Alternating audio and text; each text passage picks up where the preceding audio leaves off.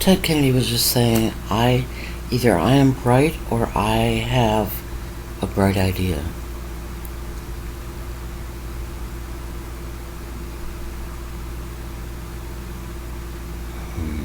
Yeah.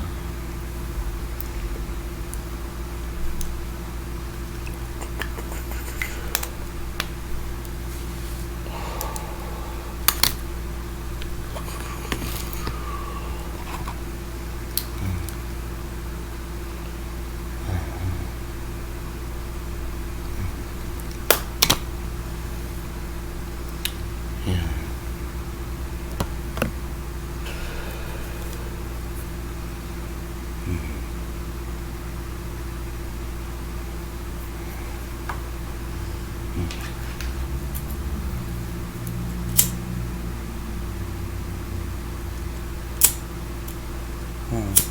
I agree with that.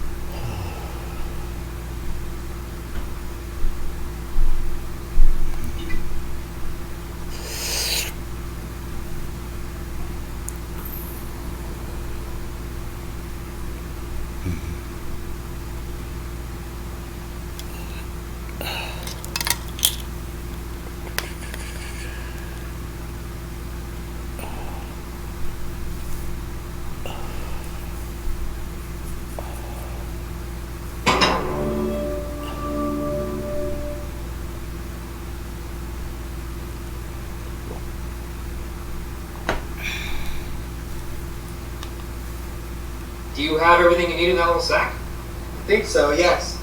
Well,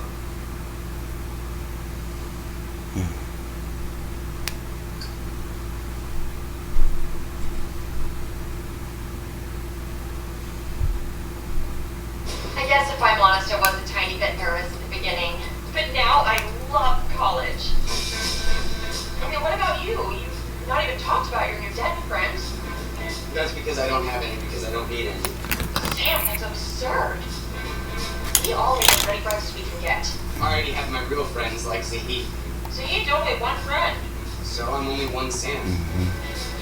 What about me? I'm the one you truly love. Casey, I told you not to touch my tortoise.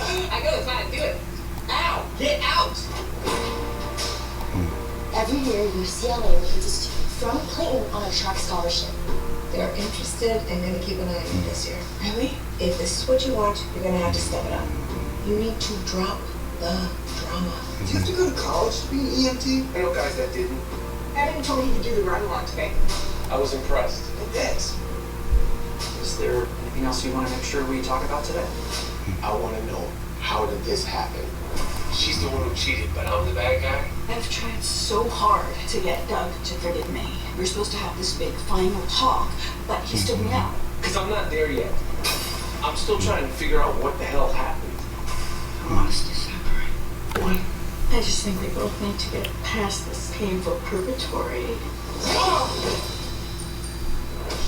I read a statistic that 4 out of 5 students with autism don't graduate college.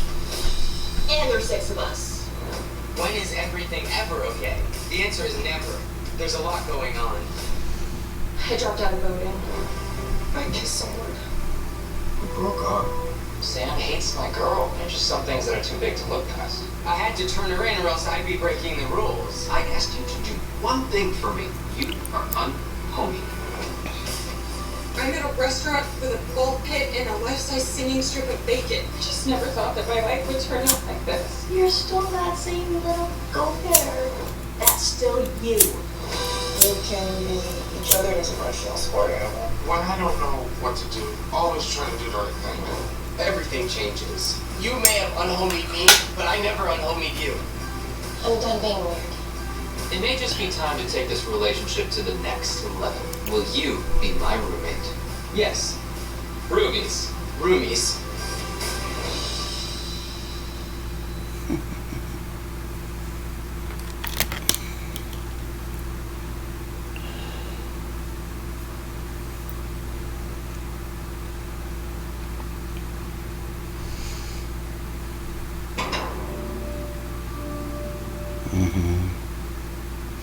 They may do a whole season at once. In the beginning of a journey, no one knows what to expect. You have some drafty windows and the bathroom door sticks, but otherwise, it's okay. I'm proud of you. Oh, Lance, I can't believe it. Look at you. You're so grown up. You could be 20. Sure, they might have a vague idea that the road ahead could be rough. How are the smoke alarms? Are they up to date? You can never be sure in these old buildings. Double-checking safety precautions was a whole section of my move-in checklist. We have new smoke alarms, first aid kits, and an axe. An axe? In case of a fire. It belonged to Zahid's uncle, who was the first ever Indian lumberjack in Vermont. They called him the Maple Syrup Swami. An axe? But no one sets off on an expedition thinking, in 4 months I'll have a crippling case of scurvy and be forced to eat a sled dog. And this is where you can sit when we talk when I FaceTime you every night. Every night? I talk myself down from 3 times a day, so that is my best one. You want us to stick around a little and help you set up? No, thank you. Edison's had a big day. We need quiet. Okay. Do you want to hold on to these boxes just in case? No. Why? You can throw them away. There's a dumpster out front. It's green, and someone named Dogface painted their name on it. Okay. You can go. You're not allowed to make fun of me for coming. Same to you. That's what makes new beginnings so exciting. You don't know what will happen until it's over.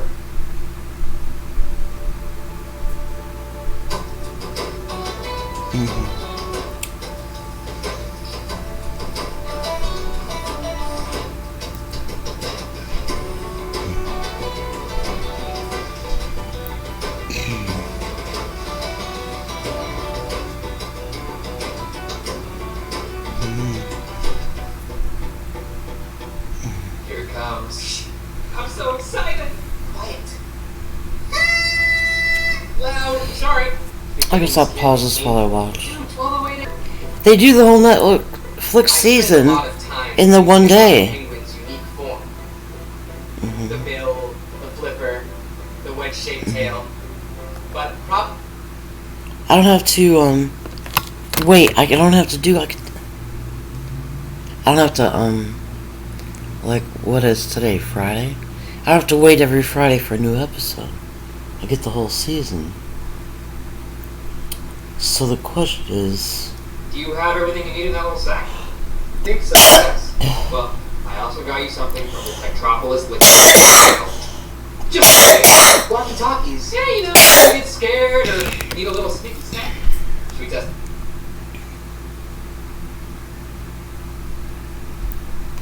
Oh, good idea. Mm.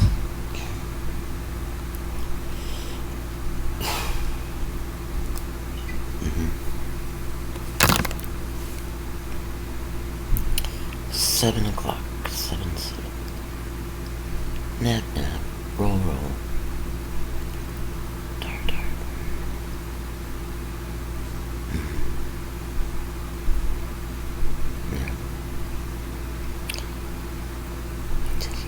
It's nice to have you there.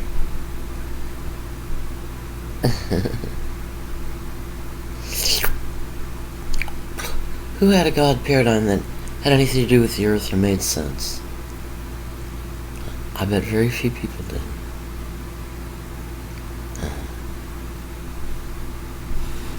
I don't know. I met Paul at Walden Books. He interviewed me. He was the manager. And I was a seasonal employee. And it took me a while to realize he was a gentle spirit that had entered and,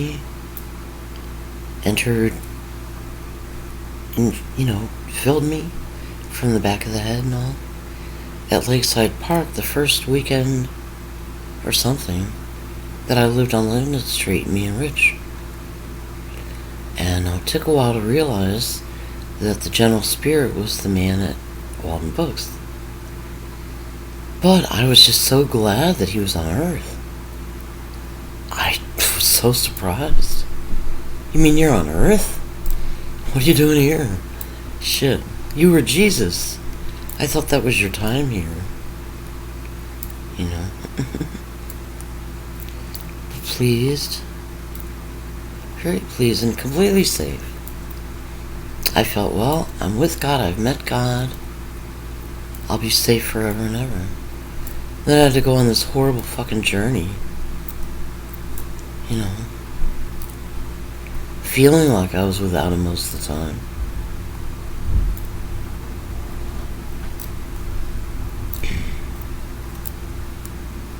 So, I would say ultimately I felt safe. But when I received a package at Rich's house that looked like Paul's handwriting, and it said, "From Paul to Laura," and it seemed like it had everything I'd sent to him in it, I couldn't open it. Because if he wrote me a letter, "Please don't send me anymore," or "Please don't contact me anymore," or anything like that, I wouldn't know what the fuck to do. He's God. I'm safe.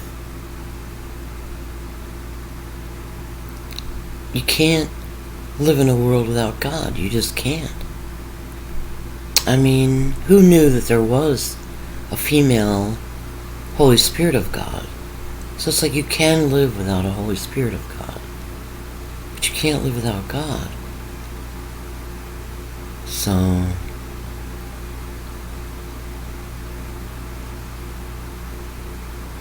can't live without God.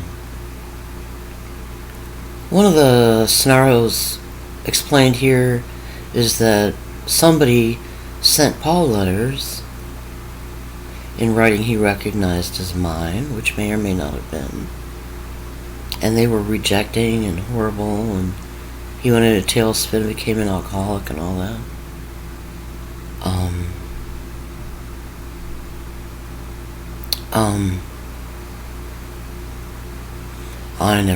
I sent him some cards with information in them about color-coded cars driving by and UPS trucks making deliveries at Walden Books, but nothing personal. I never wrote a personal letter. As far as I understood, he was still married, and I wasn't going to write him any I love yous or anything. But I was, trying to give him information. So I don't know. There's a lot that seems like it could be true all at the same time. I don't know. But he's here a lot now. And I feel him a lot. I have his pictures. So I feel that way. Thank you.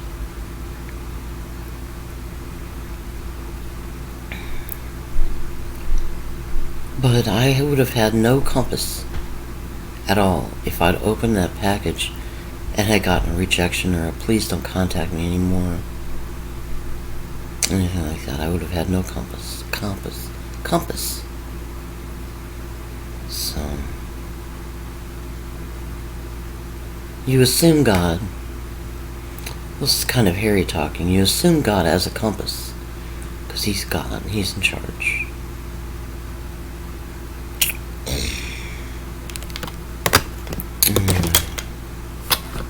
I'll upload this.